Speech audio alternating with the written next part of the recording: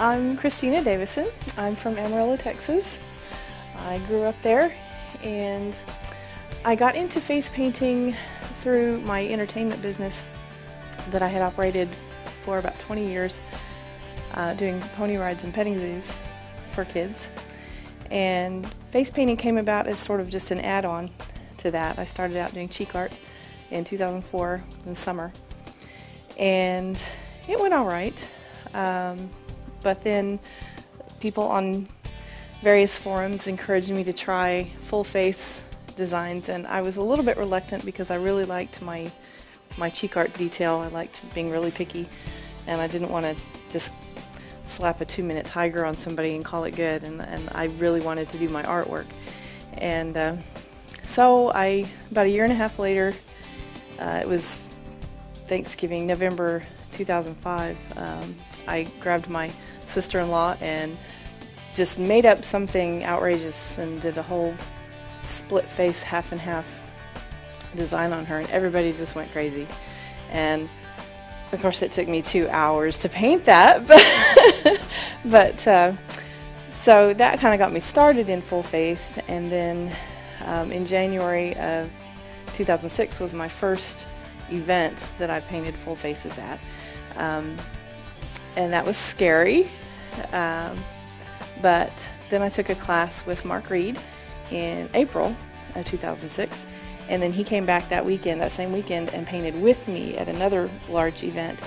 And that was where I think I developed my wings. I loosened up and started creating rather than just Xeroxing. And the rest is kind of history. I just went from there and just flew and have enjoyed it and loved it, and ever since. And I don't even have any other business now. This is what I do for a living, and just painting faces, making people smile, and teaching. That's what I do. My style is fairly simple, simple and straightforward. I don't do a lot of complicated maneuvers.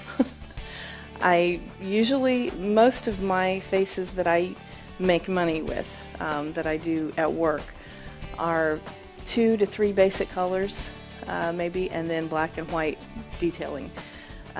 That keeps it quick and simple for me and for my other painters. That means that anybody that paints with me or for me can fairly easily duplicate the things that I do at work. My creative painting, my animals in particular, do tend to be very realistic and very detailed. So it's 2 completely different sides of face and body art for me. I'm actually a musician. I grew up playing violin and cello, and up until this year I played cello in our local city symphony. But this year I finally resigned because I'm too busy with the face painting in my business in Amarillo. I'm just too committed to other things, and I couldn't in good conscience ask them to let me continue to play when I couldn't be there for every concert. So I just went ahead and let that go. But my kids both are learning instruments, and so I do still get to play with them and for other things. So I still have my music, but that's what I grew up with. I was always kind of doodly. I would draw things, mostly in pencil. I would do pencil portraits in grade school. Instead of taking notes during class, I would be drawing a classmate instead, or drawing my favorite animal, which is a horse. I would be drawing those all over the place, all over my notebooks, everything. So I was drawing and I was using art, but it never occurred to me to use it as a profession until 2004. It was just speaking to someone else who did the pony ride business, who also did clowning and balloons and face painting all in one package, and that's what gave me the idea. Mostly if you feel that you have an interest or an inclination to be artistic, to see things and want to put them down in your own rendition, if you have that desire, then there's nothing stopping you from from doing this if this is of an interest.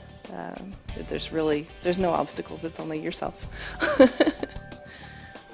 Really, it's whatever they're comfortable with. It's not, there are no rules in this business. You do what you feel is best for you, whatever you're comfortable with. And I was comfortable small, so much so that if I was looking at a picture of, say, I printed clip art of the Tasmanian devil and somebody wanted Taz on their cheek. Well, it went so far as it was exactly the same size on their cheek as it was on the piece of paper. I was really, really constrained by that, but I felt like I had to be that faithful to the rendition, and it took me a while to break out of that, but that was where I started. That was my comfort zone, and it took some doing to let myself go and be creative. So everybody thinks, oh my gosh, you're so creative. It didn't start that way. Well, there are so many people that I was in awe of at the beginning. Of course, Lynn Jamieson is the first one that I can think of actually seeing photos of her work that appeared to be impossible to me. That I was like, oh my gosh, nobody can do that. That's just not possible. That's superhuman. And then, of course, Mark Reed has always sort of been my mentor. And he's the one that showed me that it's okay to color outside the lines, that it's okay to have your own thing and do your own thing. I can't think of anyone or anything that anybody told me that I could do. I think more the thing is that there was nobody to tell me I couldn't. Nobody told me you can't do that. So I did it. But that's been my entire life. My parents have always been that way. Conventions are a little overwhelming for me. There's just so much information overload. I enjoy them very much because you get to be with people of a like mind, and there's nothing like that in the world. You can socialize and learn from everyone there. It's, like I said, it's difficult for me to take home very much useful information, practical information from those, simply because my brain is full when I leave. I'm just, now what did I learn? So my first convention was very low-key. I went to the UK convention because my husband's family lives there, and it happened to coincide with our vacation plans, and so I just went and kind of laid low. Not very many people knew who I was at the time, and really enjoyed that low-key atmosphere and low stress. And then the very next year I went and I came to the FABAIC convention, and I taught there, and that just about killed me.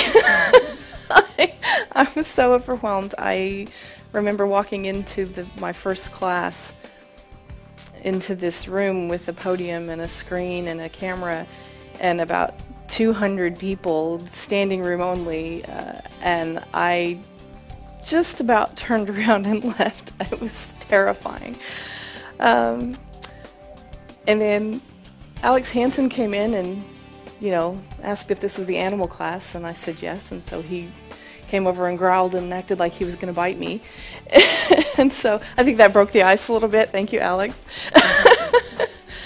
So I survived that, but it was very scary for a first time at that convention, and then first time teaching as well. The first time I was ever asked to teach anything was actually, I believe it was Susie asked me to teach at Lafayette. She asked me to come and demo the horse face that I had come up with. And of course I was like, what? You want me to do what? And so I went, and that was okay, mostly because there were only about 40 people there, and that was manageable. And then, of course, actually Marcela was there, and then at that convention she asked me to come and teach at her convention, and at that point I thought, I have no idea what I'm doing. I just do my thing, and it just comes out how it comes out. I don't have any steps I take. I just do it, so how in the world am I going to teach this to anybody else? So from that point forward, I started paying attention. I started saying, okay, now what am I doing and why? And so I had to really concentrate on my process of creating this design, whatever it was, everything that I do, and try and break it down. And so that really changed my point of view and my way of looking at my own work. I just remember wanting to help people. I remember wanting to make sure that they got it, that whatever I could do to help them achieve whatever the goal was, I'd like being able to help them get there. And also being a little bit afraid that I wouldn't be able to do it, that I wouldn't be able to get across how it is that I do this and then help them be able to duplicate it.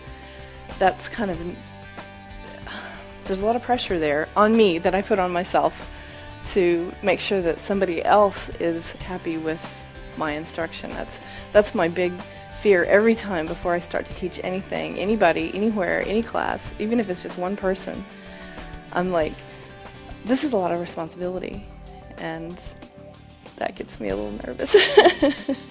Most of my customers, most of the general public say, oh, what a fun job this is. And I have to agree with that. I mean, yes, I get to make people smile every day at work. People who are in my profession want to know, how did you do that? And that's the hardest question for me, because I don't think about it. It just happens. And they want to know, how did you make that look so real? Or how did you get that effect? It's really hard for me to say, I have no clue. I don't know. It's just, there it is. So, that's probably it. Yeah.